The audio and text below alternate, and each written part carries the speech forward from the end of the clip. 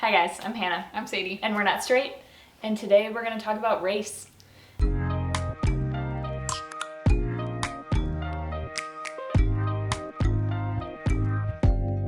Open up, you open up. We have come to the conclusion that it's way more important to talk about something and maybe get pieces of it wrong than to not say anything at all. So, especially in light of what has been going on this week in the US, we know a lot of you guys are not from here, but it's been horrible and it's been horrific, and we think we need to talk about it and feel weird filming anything else without talking about this first. So we have been thinking about this for a while, and we always want to make sure that everything in our channel is representative of who we are, and this is who we are. And this is really important to us, as it should be for everyone. And so what we wanted to do is give our take on it, to add to the multitude of voices who are speaking out about this, and give our kind of queer take on race and talking about race. So we've both been really nervous to shoot this, and I think that might just be a universal feeling for white people. Yeah. It makes people uncomfortable, and people are worried about saying the wrong thing, and we're probably going to say the wrong things. Yeah, I think in my experience, one of the hardest things is being open and being receptive to correction, and suspending my defensiveness at hearing something that I've done wrong, and wanting to assure whoever is correcting me that I didn't mean to do it that way and I didn't mean to say anything wrong. And that often is such a big obstacle for white people when talking about race, that we just choose to not talk about it because we don't want to have to deal with the discomfort of not saying the right thing or offending someone. Or people talk about being politically correct all the time and how how inhibiting that is. Yeah, as if that's some sort of oppression. When people are trying to correct with, I mean, I think most of the time with kindness and love, and giving me a different perspective than I'm able to have. I can't have a perspective that's not from my experience as a white person. And so listening to other people and being corrected by people who have an experience that's different than me is something that's so valuable and so necessary, but it's so uncomfortable. Yes. But ignoring it is messaging that your discomfort around the topic is more important than the topic itself. Yeah. Which is insane if you put it that way. Like pitting my slight discomfort and worry that I'm going to say something wrong against this racial oppression that's been happening for hundreds of years. Yeah. We wanted to talk about talking about it because we have, I think in my experience, like I grew up in a predominantly white town, and while there were people of color in my town, we never talked about just the institutional and systemic racism that has been so pervasive in the US, that has been perpetuated by white people, that I benefit from, that other people, I mean every white person benefits from. And I never got the tools to talk about race like in my formal education until I think until I was in college, honestly. And it's so important because I can't stay silent. And I think I find myself also frustrated by realizing that I focus so much on my experience, and I'm like, oh, I'm so uncomfortable, but like I can't do nothing. I have to do something. I have to do something to make myself feel better about what's going on, which ultimately doesn't matter. That's not what it's about at all. I think the first thing that Sadie has taught me to do with myself is to notice when I have a thought that is racist and say it out loud. Or when I see it in someone else, say it out loud. Be like, is that racist? Is that racism? Because it feels like it.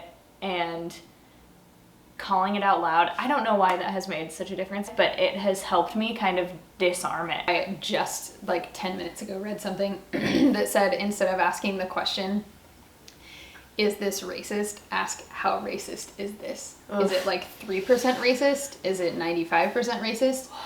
Which I think is helpful for me in understanding systemic racism. There are systems that are more and less racist. It's not like a 50-50 divide.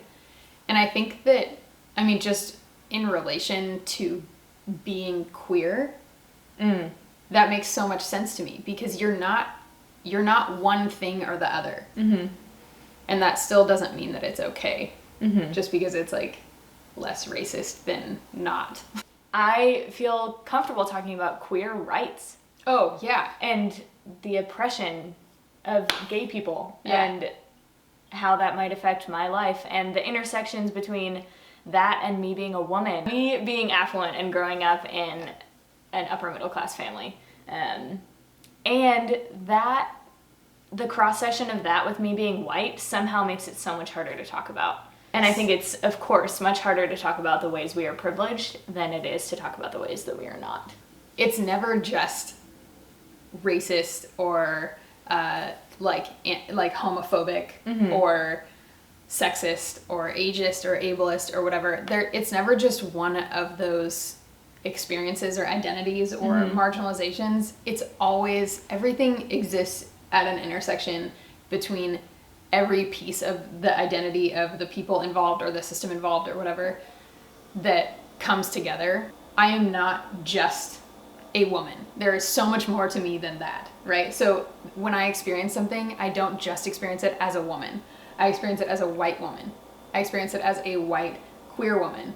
I experience it as a young white queer woman. Like, all of those things go together and they all impact one another. So when we're talking about LGBTQ issues or challenges or experiences on this channel, we also have to talk about race. There is no extracting that from our existence or our experience. Yeah, we were talking last night about the Me Too movement, and about how white women kind of took it over and claimed it as their own, which is horrible and doing a huge disservice and disjustice to the black women who started the movement. And we think so much of that goes ignored, or at least not called out, and it is our responsibility, with the privilege that we have and the platform that we have as white women, to call it out as bullshit, and say that no, we need to talk about this from all angles. The first step is acknowledging your identity, and in doing so, you're going to acknowledge some of your privilege. And then I think the second step is specifically this, is starting to talk about it and starting to locate some of the gaps in understanding that you might have, or some of the ignorances that you might have. What's it called when it's not willful? Like accidental ignorance? I don't know. I feel like it's ignorance is the right word. It's still ignorance, like whether you mean to ignore it or not. And then after that, I think action. Taking action to actually dismantle the systems, the infrastructures, and untie yourself from the racism that has been sewn into the fabric of this country, and around the world as well. There's racism everywhere. It doesn't just exist in the US. So the first thing that I thought of is that I cannot vote for a racist politician. Yeah. I cannot vote for or support a racist president. And that seems like a pretty low target. Like, that feels like a very low barrier of entry to me. And yet, here we have someone who is clearly racist. Like 99% racist? Like, all the way. And then there are less obvious things, or maybe just as obvious things, like not calling the cops on people of color. Like, when I had to read that the other day as an action item, it, like, gave me the chills. That had to be said out loud, but it has to be said out loud. If you are a white person and you are afraid because you have racism within you, it's okay to call it out. Do not call the cops on people of color. Police violence is a small part of this, but it's the part that's gotten the most press recently. Police brutality is a symptom of the system. Right. It's like that was created and cultivated by a racist country. And when I learned about racism, it seemed so far away to me. It seemed so far in the past. I think the US has kind of been shaken up, especially in the last 4 years, because we elected a black man as president, and we're able to just kind of settle and relax into this idea that therefore racism was gone. And then we turn around and elected the most racist president we've had in who knows how long. And it was like the whole United States was like shaken, being like, wake up, are you kidding me? Like, that did not prove anything. We are racist. I am racist. Because that is the system that I have grown up in, and that's the system that I know, and that's what has built me. That's not the only place that I come from. I also come from my family. I also come from cultural beliefs and religion and all of those different things, but the system is part of it too, and the system is racist, and so that's part of me. And I learned recently that the first thought that goes through your head is what society teaches you to think, and the second thought is what you've chosen to believe. So that has helped me a lot when thinking about racism and bias. We all have bias in some way, and that bias causes us to think racist thoughts, and the bias is a part of the system. We can choose to act on that. I think thinking that and then saying, okay, that's not okay, that's something that's racist, that's something that I don't believe in, and then choosing to do something different and choosing to say no to that thought is what actually dismantles that racism on a personal level. Once we can understand that about ourselves, we can take that to action outside of ourselves and put that to use for undoing racist systems. We recently read a list of like 75 actions that white people can do to undo racism, to take anti-racist actions. It's not enough to just not be racist. The absence of racism isn't action. You have to be actively anti-racist. That's the call. So we recently read a list of 75 actions that white people can take for anti-racism, and so we'll link that article in the description. And there's a lot of really good stuff there. And I think personal education is something that is really important. No one is responsible for educating you except for you. And there are people who are willing and able to educate you, people of color. And I think the first step is listening. Reading books from Black authors, that's something that I have been doing more of recently. There are many people of color who have written about experiences that they've had that have shaped them because of the color of their skin. And one of the first things that has been so impactful to me has been listening to those, reading those, and believing them, right? Not saying, well, that didn't happen because you're Black, it happened because this, and this. Sadie told me about 2 years ago now that she stopped reading books written by white men. And I don't know why I had to hear someone say that out loud to have that idea. I think that was awesome for me, and it was a really good place to start, and at least started to make me more conscious of, I don't know, what I'm using to shape my thoughts on a day-to-day basis. And if I'm reading the works of people of color, I think that makes a big difference in how I think about those experiences and how I relate to them and how I can catch myself more quickly if I have these racist thoughts.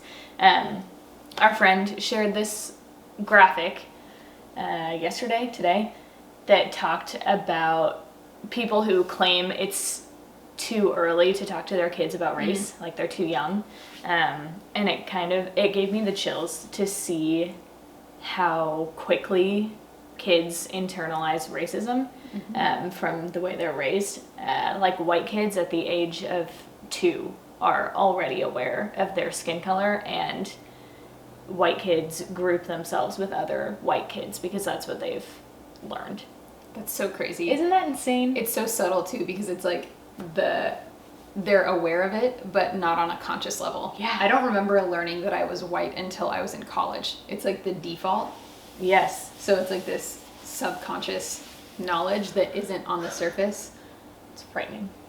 You can't speak from an experience that you haven't had. Mm-hmm. I will never know what racism feels like from the side of someone who is being subjugated and marginalized because of my race. And so I need to Yes. listen to and believe the stories of people who have. Which this shouldn't have to be said, but reverse racism isn't real. Take that It's out not of real. the tab. Yeah. I think it does have to be said. Racism and prejudice are not the same thing. Anyone can have a prejudice against anyone else. It's just a judgment based on something that you don't know yet. Racism is the systemic perpetuation of violence and subjugation of a people because of the color of their skin by people in power. White people have always held the power in the United States. Racism cannot be exacted upon white people. That just isn't possible. Okay, you're right. It did have to be said. Wow. Okay, we've covered a lot. Our intention is to keep talking about it. At least. It's the literal least that we can do. Yes. So we will keep doing queer take-ons. That's what we're going to call them. Both about racism and about other things. So Yeah. thank you for being here. Thank you for listening. Thank you for caring. Yeah, and thanks for sharing your experiences with us. We really are here to share with you, but to learn as well. And we've learned so much from having this channel. It's been really incredible. So, If you have thoughts, please share them. yeah. We love reading them. We love to hear about them. Yeah. And we have a long way to go. And we know that. Such is life. Thank you. Until next time. Bye. It's not prejudice. What's the word I'm looking for? I think it starts with an S.